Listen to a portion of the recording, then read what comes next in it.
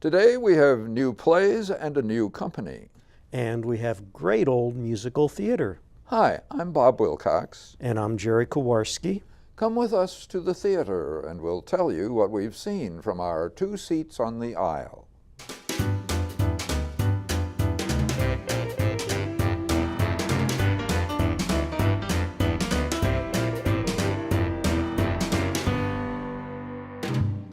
When the folks at Disney made their animated version of the French fairy tale Beauty and the Beast, they made several smart choices. They had Alan Menken write the music and Howard Ashman the lyrics. They called Beauty Belle and made her a book-loving young woman with a strong will and a mind of her own. They made her father a charmingly eccentric inventor instead of a merchant.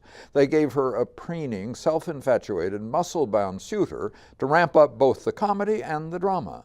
And they made the servants in the Beast's castle subject, like the Beast, to the curse that had been placed on him. All of these carried over to the stage version of the movie, with 7 more songs by Menken and Tim Rice — Ashman had died — and with a stage-worthy book adapted by Linda Wolverton from her screenplay. And all of these can be found in the current production at the Muny. The Beast this year, Nicholas Rodriguez, was last year's Ape Man in Tarzan, and he's shown the depth of the humanity coming out in each of them. His Jane last year is this year's Belle, Kate Rockwell. She too again is brave and tender in finding her own way to love the Beast who confronts her. Rob McClure, who has piled up many Muny credits, most recently The Baker and Into the Woods, plays Lumiere, the Beast valet, who under the curse is gradually turning into a candelabra. He's already lost his hands to candles, but he does manage to grab a straw hat and cane to lead the company into the show's best number, Be Our Guest. Cogsworth the butler is turning into a clock. Steve Rawson makes him tightly wound and officious. Marva Hicks is a warm and maternal Mrs. Potts, the cook turning into a teapot, while Spencer Jones is her son Chip, an enchanted cracked teacup. Deirdre Goodwin is a saucy maid turning into a curvaceous feather duster. Heather Jane Rolfe is in full operatic flourish as Madame de la Grande Bouche, a diva now on her way to becoming a wardrobe. Nathaniel Hackman generates both laughs and thrills as the impossibly buff and vain Gaston, the show's villain who expects Belle to fall into his arms. Michael Hartung takes a lot of comic pratfalls as Gaston's much-abused sidekick, Le Fou.